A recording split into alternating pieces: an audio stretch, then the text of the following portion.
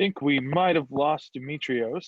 Let me, why don't, why don't I get started? Apologies for our technical difficulties. My name's Chris, and I've worked with Demetrios in the past, so I'm going to jump in here and kind of get the ball rolling while Demetrios comes back. And so I haven't had the privilege to talk to you guys yet. So I know Demetrios has been kind of prepping this and talking through it. So I'm going to do two things. One, I'm going to probably butcher your names, and I apologize. I believe it's Caique and Cristiano, but if I just said that wrong, I apologize up front. And two, I'd love for you guys to introduce yourself and tell us a little bit about you and kind of what you guys do at Nubank. Cool. Caique, do you want to start? Yeah, I can start. So it's Caique, so it's kind of hard to speak my name. So I accept your apologies. So I knew I was going to do it the second I was put on the spot. I knew it was going to happen. So I totally apologize. Yeah, it's a pretty Brazilian name, so it's hard to say it. Okay, so I work with technology for almost 10 years right now. I started to work with business intelligence, so it's a very common thing for people that's working with data science today. So in the past, I work most of the time dealing with ETLs and stuff like this. So during the years, I start to work closer to like the boom of big data. So things like data engineering and how data flows in a company. And in the past like 2 years, I joined a Nubank, and then I start to work closer to data science teams instead of this more data engineering, big data related stuff. And since then, we are building like this data science architecture in the company. And today, me and Cristiano, we work in the same team. It's like a horizontal team where we take care of the tools and how we deploy models and stuff like this. But we will talk more about it during our conversation. I think Cristiano can introduce himself. Sure. Hi, welcome back, Demetrius. Hi, I'm Cristiano. I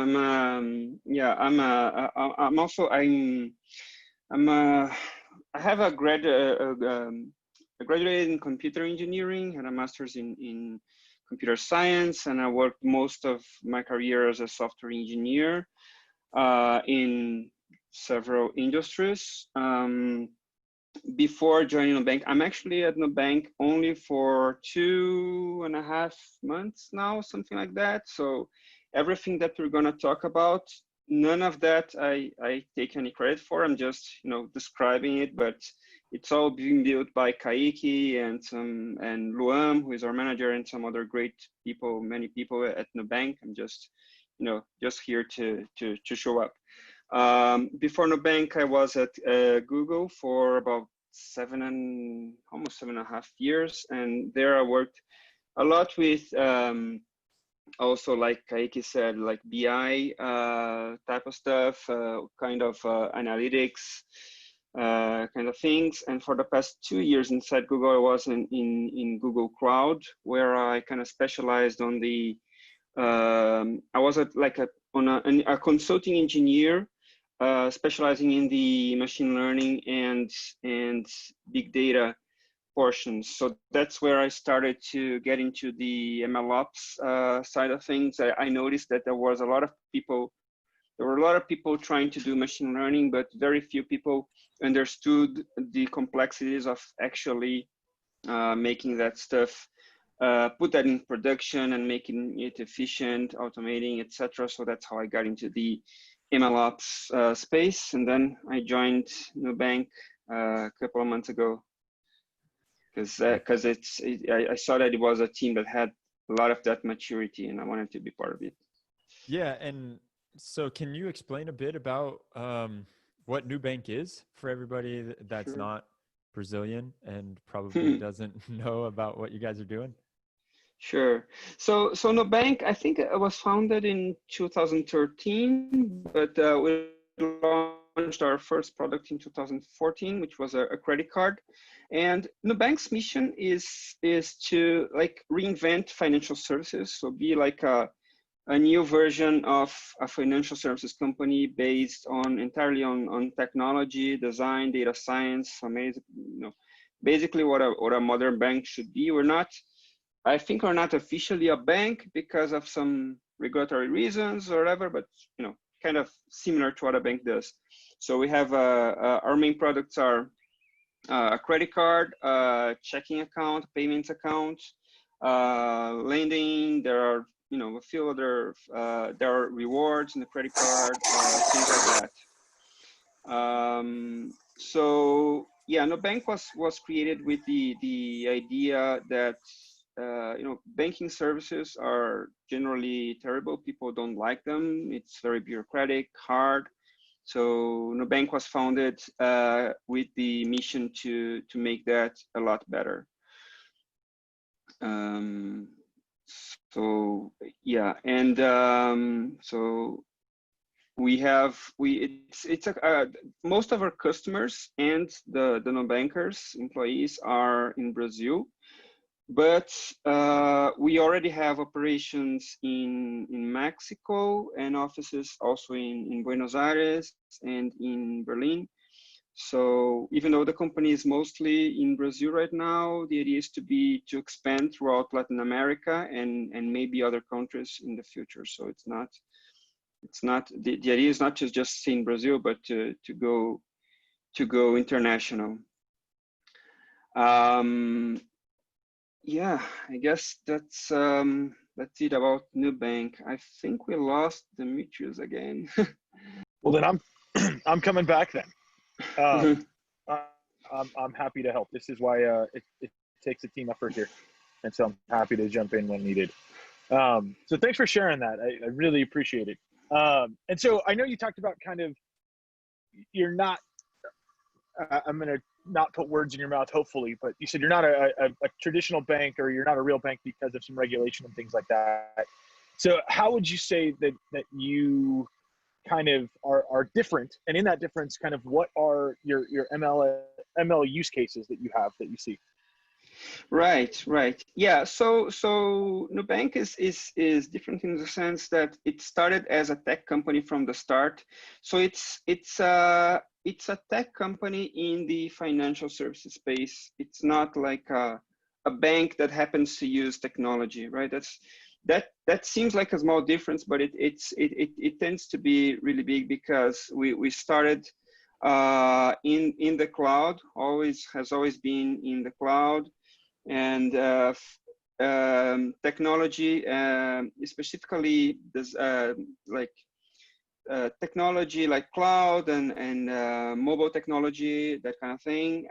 Also design, customer experience, and data science were pillars that the company was explicitly founded in. So we're proud to have like a really great customer experience and a really great technology experience for users. We don't have any branches, any physical presence for people to work with us. It's all through the app and other channels. And one of some of the curiosities about Nubank is that the technology wise, it's probably one of the largest Clojure code bases in the world. For those who don't know, Clojure is a programming language that is entirely functional, that stems from Lisp, and it runs on the Java virtual machine. And it's not a very common language for people to build on, but at Nubank it worked really well, and most of the code in the bank is built on Clojure. And we use a database called Datomic, which is also built on Clojure. And it's interesting because it's all based on appending data, changing data. You always keep the history, so it was chosen with the explicit goal of having all the data there to do data science on it. So that's one when design that decision that was made. And we use ML for a number of things. Right now, I think we have like kind of around 20 models in production, something like that. Many of them are related to credit. So for example, whether to accept a customer for a credit card, how much limit that customer should be, things like that, right? Several models in that space. There are some models also in the customer service domain, like which specialist is better to handle a certain type of question from a customer, and some fraud models as well. So yeah, we use machine learning like from the start for these kinds of things. So I think that's slightly different from many companies that are trying to put ML to solve some problems that were previously solved with other techniques, but Nubank started with ML for those problems. So you say you started with ML from the beginning, is kind of how I'm interpreting that. How has it been kind of core at the beginning? A lot of companies kind of, for lack of a better term, start ML after they see problems arise. How have you guys changed that kind of dichotomy to use machine learning from the beginning? Yeah, I wasn't there in the beginning, but yeah, from what I heard from the guys who are here from the beginning. Yeah, so there were some data scientists that were hired right from the start. I think Davi and Ed or some of our co-founders had that vision that data science would be really important. And I guess they had already some use cases in mind that they thought that data science would be applied to. So there are some data science that started, right at the beginning of the company and started to create models and use all of that, all of those techniques as an advantage for the company from the start. And kind of starting from the ML perspective, what do you think, or maybe you have context, or maybe you don't, but kind of the differences and challenges that you've seen kind of being for lack of a better term, ML native company versus companies that are monoliths that are bringing ML in kind of after the fact? Right. Caique, if you want to answer, I can try, but if you want, jump in. Yeah, I think it's comes from the fact that the core of the company is technology makes a big difference. So in some other companies that are not technology is not their core, they tend to start from a process perspective, or do some kind of solution that is not based on technology right away, and then the technology kind of comes afterwards to solve it. So Nubank, since it's always been a technology company, I think it's kind of natural that machine learning is just one more technology that you can use, just like mobile, just like cloud. So I think that was kind of natural. The choice of the platform was done from the start to have to be able to gather the data for training models, etc. So that's I've worked with more traditional companies where it's hard because you already have all those silos for the data. You have the political structure that makes it hard to work together, and sometimes technology is not the biggest priority. So that's the kind of and also the leadership doesn't necessarily understand it very well. So that's the kind of challenge that I've seen in other types of companies. And I want to start talking about some of the tools you use, but there's a couple of questions that have come in, and again, I'm horrible with pronouncing names. So Preetham has a question, and do you just want to jump in and ask that? You can unmute yourself if you'd like. Sure. Hey, thank you so much for that. Just a quick background of myself. I work in the financial services as well in the US and deal with machine learning in the cards and machine learning team as well. So and it's a very traditional bank where we are trying to adopt machine learning, not as a bank, as you mentioned, where the foundation is ML and banking is done on top of that. So just curious to understand, with COVID-19, a lot of things has changed around, be it the marketing has paused and be it a lot of recoveries or, defaults kind of increase with unemployment rates. Just trying to understand how well equipped is, this ML based foundational infrastructure to the nimbleness of change in the market, because traditional banks are struggling to, get to make those changes as fast as they have to. Just curious to understand how you guys are adopting it and getting things done on that front. Caique, you wanna? Yeah, I think I can take it. Yeah, I think today we'll talk a bit about this. We are able to like put models in production, change the models in production pretty fast. So I think this is one of the benefits from the things we built over the last few years. But I still think there's a common problem. This is probably like a problem that traditional banks are facing. We are facing that is like the model monitoring thing. This is something that we are still working on and kind of improving. Today, we still need like a lot of people looking at the models and how they perform in order to be safe about changes.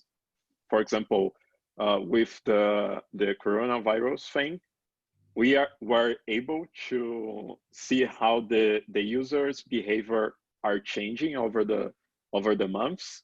But we still like need a lot of business analysts and data scientists looking at how this impacts our models. So this is still not like a really agile thing, because we need like people looking at the data and understanding what's happening. Yeah, but I think we have like some tools to help us like change the models in production, retrain models in a faster pace. Some monitoring, we have a lot of monitoring, but we still like need people looking on it. Yeah, but I think overall that's it. Not sure if Cristiano has something to add. No, I think you. Thank you. Yep. Sorry, go ahead. So I'm back.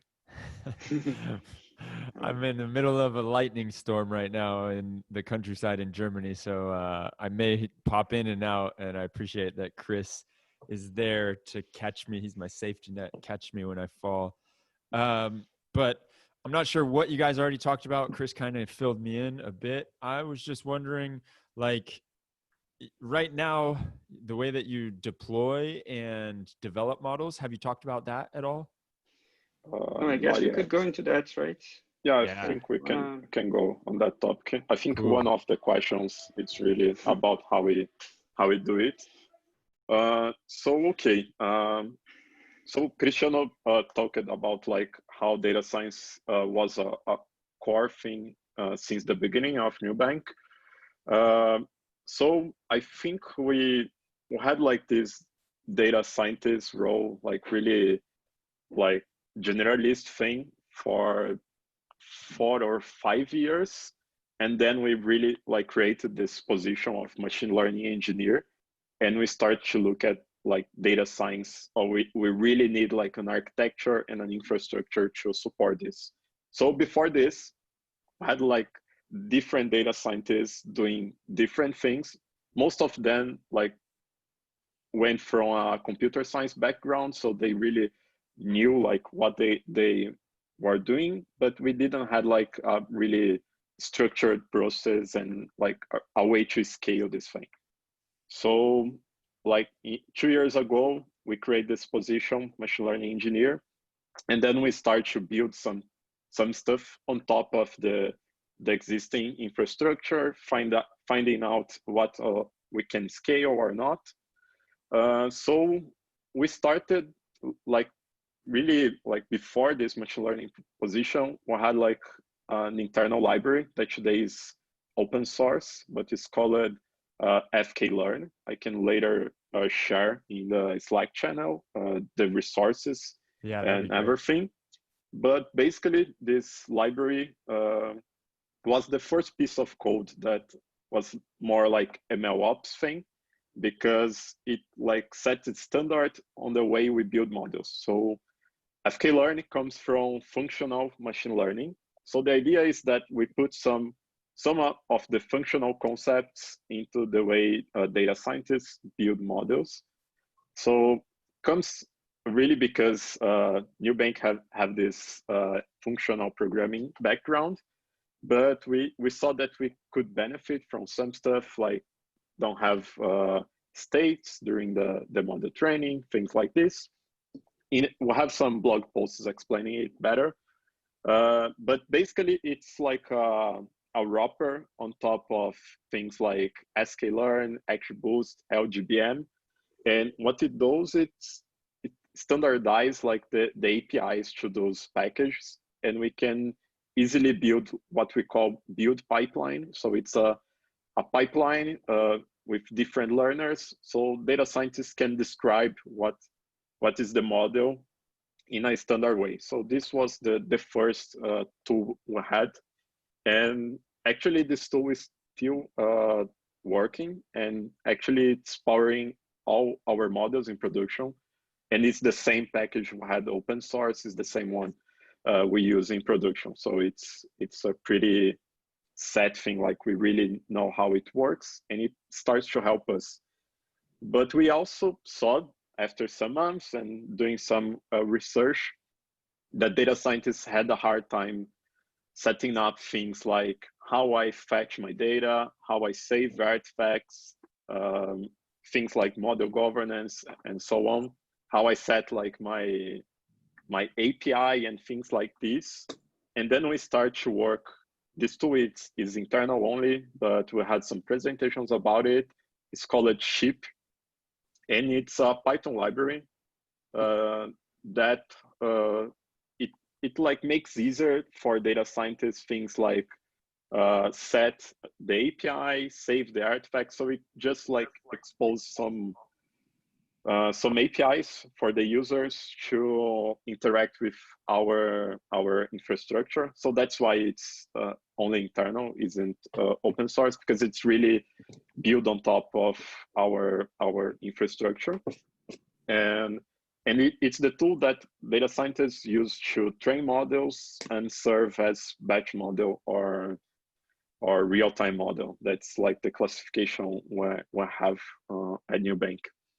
So we start to build this and kind of set like a standard for the way data scientists can build models. So Ship exposes like what we call a model configuration. So it's a YAML file, and usually data scientists only deal with this YAML file configuration to set up things like where my training data is available, like my training parameters and stuff like this. And they write like the model training function using fklearn.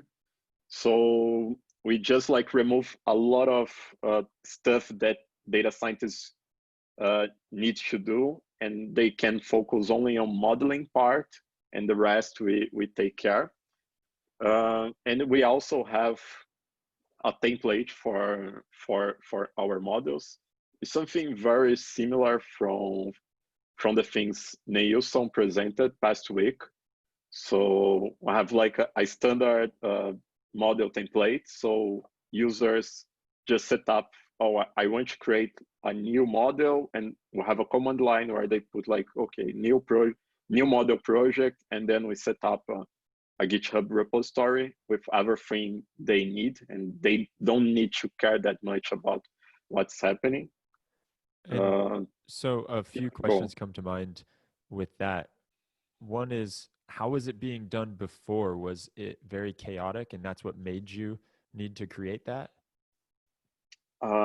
Yeah, wasn't that chaotic for real. Like I was I expected worse, but we didn't had a lot of models in production, so that's why I think things used to work. And as the fklearn was like the first library, it already set some standards.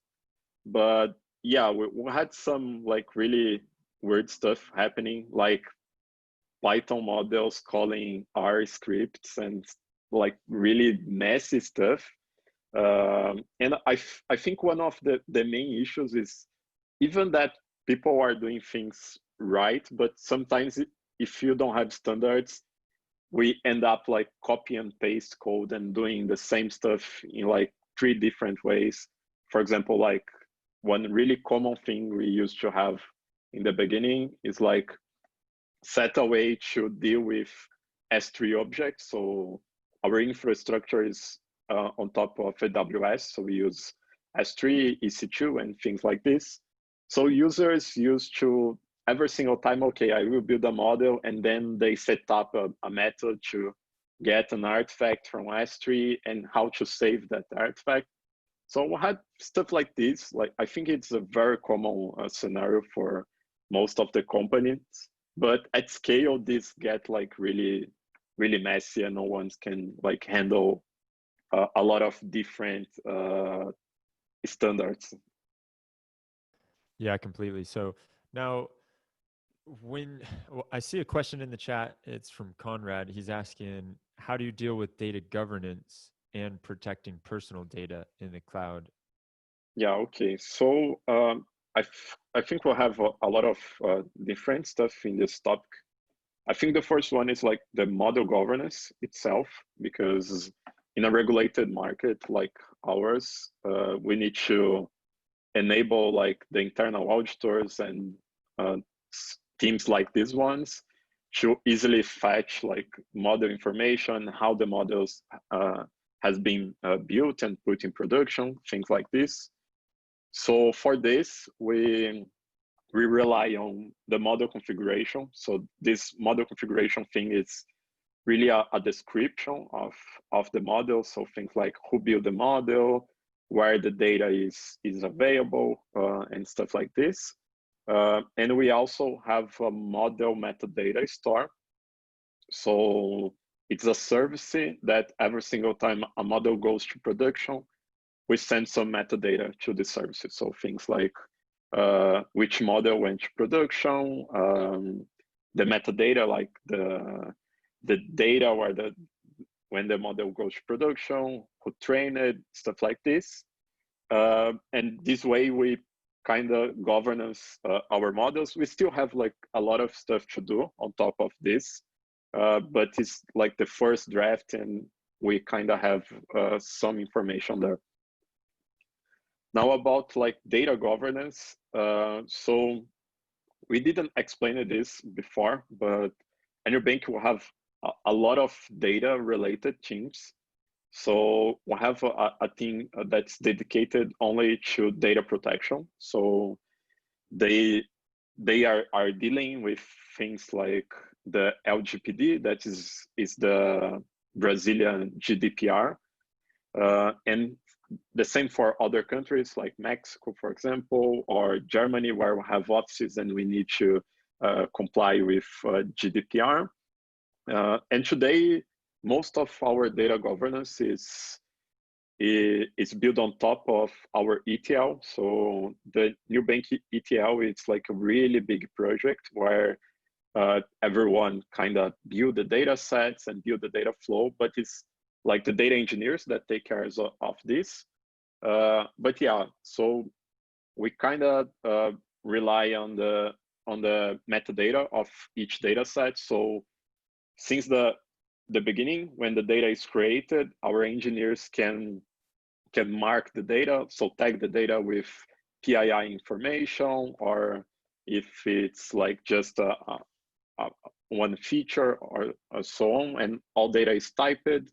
So we propagate this information during the ETL process, and also the users can mark other columns and stuff like this as PII or not. And it's kind of the way we governance the data. Yeah, I'm not sure if I covered everything. So data governance and protecting personal data in the Yeah, I think clouds. that's Yeah, cool. so yeah, Yeah, I that's think that's great. it. So jumping back around a bit, you were mentioning before when you develop and you deploy these models and how you have a framework and an open source library.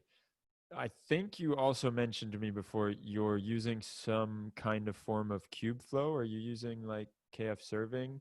And was that because Cristiano came over from Google and he said, "Hey, we got to use Cubeflow"? No, yeah. No, So no, not my fault. It was already here. yeah, so we started to use Cubeflow before Cristiano joined it. Yeah, but today we have two main use cases for Cubeflow. We use Cubeflow to serve Jupyter notebooks. So in the past, this used to be a big problem because we need to set up like EC2 machines to enable data scientists to have their Jupyter notebooks. So we are using Cubeflow to solve that issue. And we also use Cubeflow to train our models. So we have like a standard Cubeflow pipeline, but also we enable users to design their own pipelines.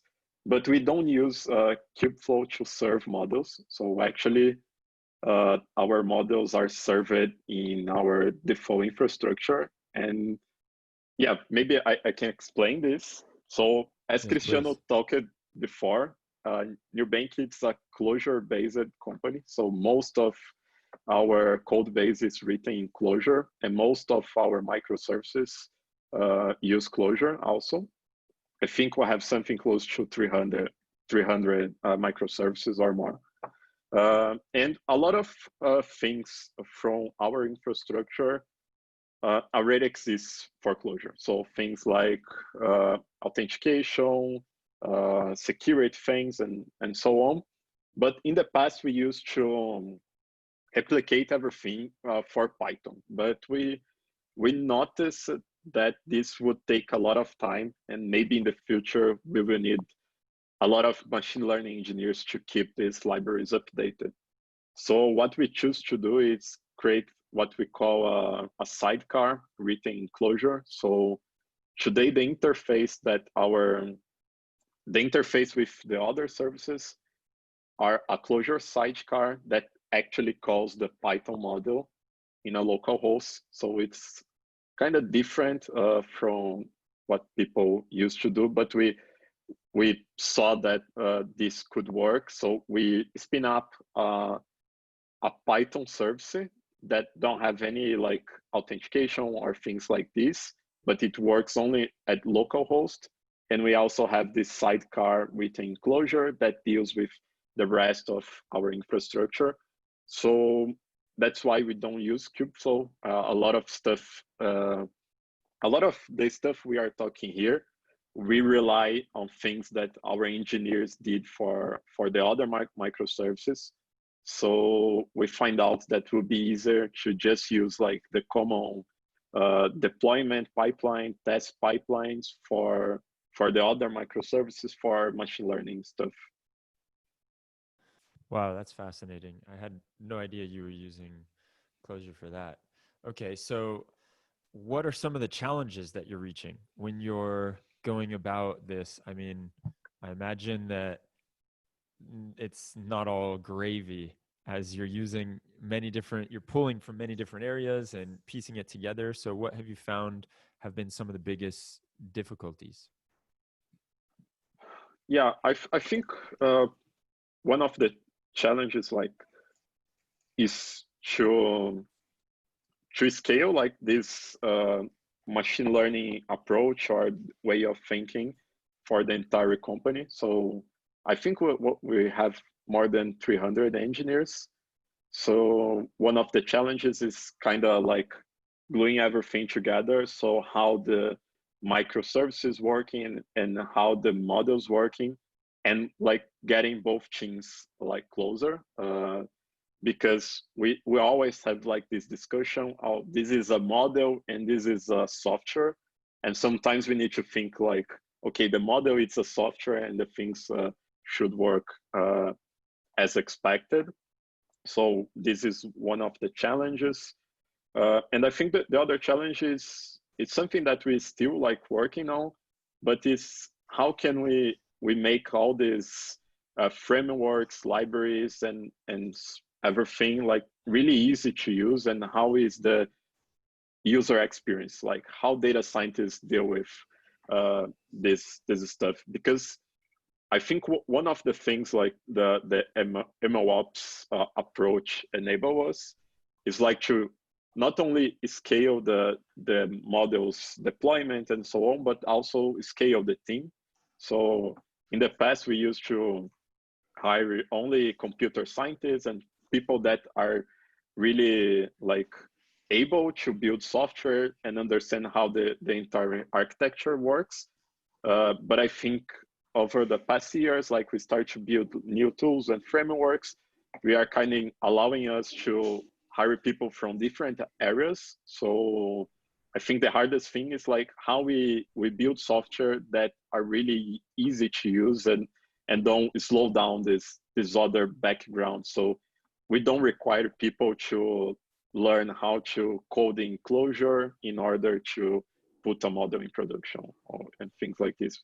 And how many people are on the data science team or the machine learning engineering team in total? Yeah, so we have 70 people in the data science chapter. I think it's kind of 50% is machine learning engineers and 50% is data scientists. Yeah, but that's it. It's kind of a lot of people. So today we are facing like this thing, like, okay, we really scale the team, and right now how we offer the best tools for them. Yeah, and Cristiano, I'm wondering, you mentioned before that you saw Nubank as being very mature in their machine learning pathway. What was it that made you see that and want to try to, or what was it that made you think that, I guess, is the question. Right. So I guess one of the great things about Nubank is its openness. So as Caique mentioned, we open sourced our machine learning framework, and we also have a meetup. I think it's monthly, a machine learning meetup. So in one of those meetups, our manager Luan actually presented all of the MLOps infrastructure, basically everything we're talking about. Luan explained it in that meetup, and so I saw that a lot of things were already being considered and worked on, and so this is like what attracted me. But also, like you said, it's not, even though Nubank, I think it's much more mature than many companies. It's, of course, it's not all problems are solved, right? So one of the biggest problems that we have today is for serving real-time models, you train the model with data from the ETL, right, from the data lake in batch. But when you want to serve in production, you're gonna have to call APIs to get the fresh data for all the features that you want. So we're working on a feature store to solve that. So the idea is to use data streaming transformations in order to like have the same transformations that you can do for batch data. You can also do for serving features in real-time models with low latency. And I guess there's also, that would also have a benefit of, like, this, we're still not at that point yet, but when we eventually get that feature store working, there are many models that could reuse the same features. And today, sometimes data sciences will just, recreate the same feature over and over because they need it for different models. If you had a centralized feature store, you could enable that, like people just say, oh, there's this feature that's already created and it works for real-time models as well. I don't have to implement code calling APIs and stuff. Let me just use this, and that could create like whole new use cases much more easily, right? So I guess we could, I think we could like kind of split the flow between the feature flow and the model flow to build the overall MLOps flow. Yeah, that's something that I've been hearing a lot about. And I imagine a lot of people in the crowd are also in that same boat. When do we want to start implementing a feature store? Should we do it from the beginning, or should we wait till we grow and we need it? If anybody else is looking at feature stores or building them, let us know in the chat, because it feels like that's been a topic that's coming up quite a bit lately. And so you mentioned, you mentioned monitoring is something that you're working on right now, right? And feature stores are also something that are on your mind. Is there anything else that you feel like is fresh in the next whatever? It's something that needs to happen soon. Yeah, I think like Caique said, there's a lot that I think we could improve in the overall data scientist experience and productivity. So some people just train their entire models on one machine, on the notebook machine, and at some point we're gonna have models that even with a very big machine are not gonna fit. We're gonna have to do distributed training, and also that has that can have some inconsistencies. Not everybody does hyperparameter tuning in a consistent way. Some people do it, some people don't in different ways. It would be great if we could just automate that in a way that not just hyperparameter tuning, but also we could try different algorithms, do architecture search in a way that could enable everyone to just automatically get the best possible model without having a lot of manual work.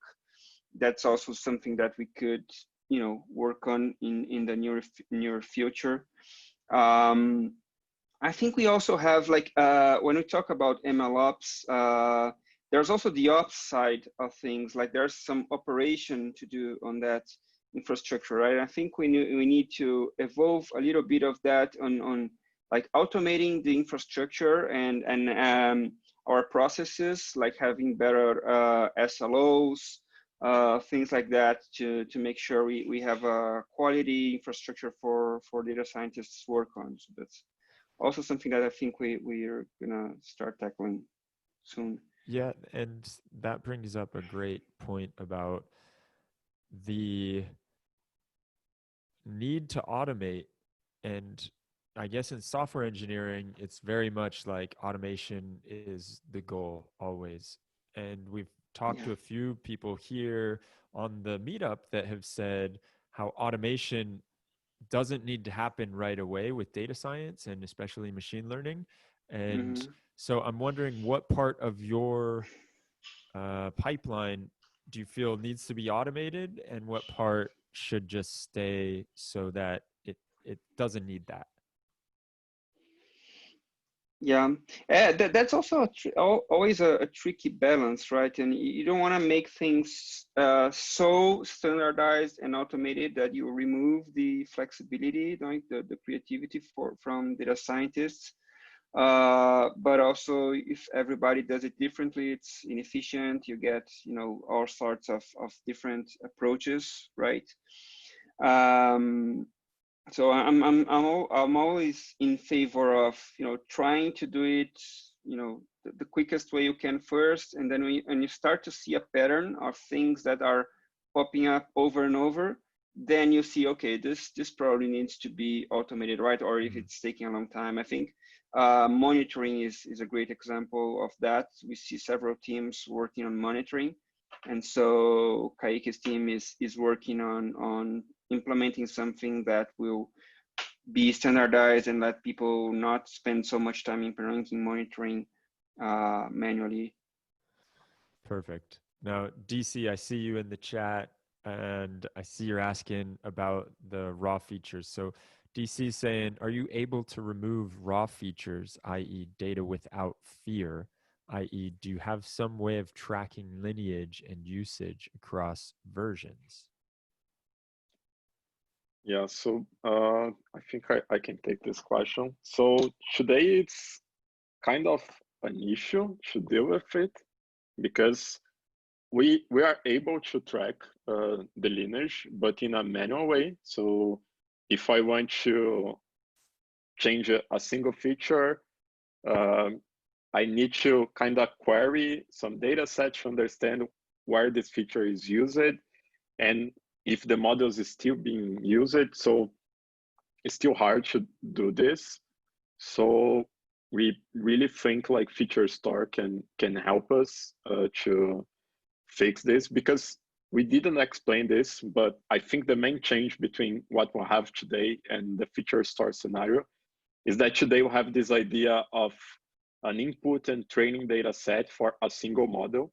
So sometimes the feature is implemented only for that model, and we don't have visibility for the other things that something exists and are being used.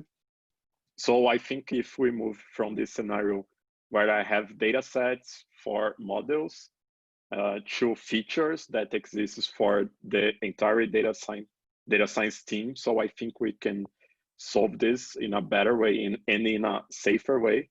Because for example, if today I remove a single raw feature from a model, I really can't say for you that maybe it's implemented for another model in another way, in another data set. So it's hard to deal with it. We only deal with it like if it's really a problem, something changed, and then we kind of sit everyone in the same table and find out where it's being used. Cool. Thanks for that. Now, I'm wondering about when you are going through this building a feature store, what makes you want to build it internally as opposed to just going out and buying something?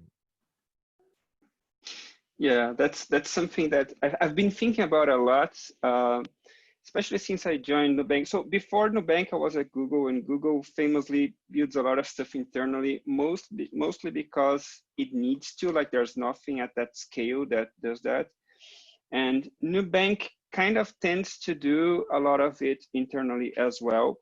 And I guess some of it is just, there's always a trade-off between, if you buy it, it's probably quicker, right? It may be cheaper, but it's gonna be less integrated, less customized to your needs, and you also have like another dependency on another company. Like, the company might, decide to increase their prices, or their SLOs might Or not go out of be good business. enough for you, or go out of business. Yeah, or something like that, right? So it's always a tricky balance.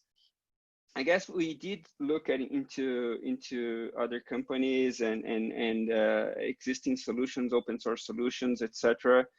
But it kind of, in this specific scenario, I guess case by case, we look at what's available in the market. And in this specific case, I think we figured that the trade-off made it better to build in-house, because it's not such a, it is complex, but there's nothing that is so mature, so good in the market that it would be way ahead of what we could build. And if we built it, it would be more customized, more tied to our needs, our infrastructure specifically. That makes sense. Caique, did you want to jump in with anything? I see you. See, it looked like you wanted to No. talk. Yeah, I would add like that we are kind of building from scratch, but we have a lot of resources available about how other companies are building their feature stores. So we did a lot of research about how people are dealing with it. So we are kind of getting like the best from all the solutions and trying to fit to our architecture. So this is like really good to raise. We are not just like trying to solve the problem without looking at the other solutions.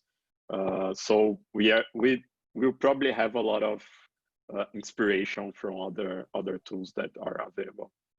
Nice. Yeah, and So that's also something that, when you're working on a new field, like being kind of a pioneer, that tends to happen, right? There isn't a lot of stuff that is very mature in the market. yeah, completely. Now, last question, because it looks like we only got 3 minutes left, and I want to be respectful of your guys' time. What are the next steps and the future for Nubank and the machine learning engineering team? yeah, that's a first step is to figure out what are the next steps. No, but I guess the things that we mentioned are already gonna take us you know, a good deal of time to like finish and stabilize. Like the feature store is a long-term project. Monitoring, we have some stuff already, but there's a lot more to be done. And then we're gonna continue to like the way we work is our team is called data science productivity. So it's like a team of engineers that serves the needs of data scientists. So what we're going to do continually is to talk with data scientists to figure out what are their major roadblocks, what are the major pain points, and try to find patterns on what everybody's doing to find common things that we can improve for everyone to work on. Like yeah, it's we don't have like a, you know, we don't have a like a 5-year plan. We don't even know what's gonna happen in 5 years. Like we're 2020, we don't know what's gonna happen next week or tomorrow. So, Yep. but Nice. Well, guys, thank you for coming on here. This is a first for our MLOps community meetups because we've never had 2 guests on at the same time. I think it went pretty well. You guys have been awesome. I will ask one last quick question. Are you guys hiring? I think we do have some open positions specifically for specific positions. I'm not sure if now our team specifically, but yeah, we do have a hiring page. I can send the link, and I think there are some positions there. There we go. There we go. And the last one, best way to connect with you all, is it through LinkedIn, Twitter? Where are you most active? I think LinkedIn, but Twitter is also fine. Yeah. Both. Yeah, for me, it's LinkedIn. There we go. All right. And on our Slack channel, I know you both are on there. So anybody who Yep. is not on our Slack, we will put it in the chat again. Thank you all for joining us. This has been such an awesome time and given us a little bit of a peek behind the curtain as to what Nubank is doing and how you're doing it. I really appreciate you guys being patient with me too during my little lightning storm power outage. And yeah, for everyone that is still on here tomorrow, just a quick announcement. We have another meetup and it's all about data version control with the co-founder of dvc.org. So if anybody wants to jump on, it is tomorrow at this same time. And you can either message me directly or just look at it on the Slack. We have the information there. So see you guys. Thank you so much for doing this. And yeah, this has been awesome. Thanks, Demetrius. Bye-bye. Thanks, Chris. And thanks, everyone. Bye-bye. Take care, guys.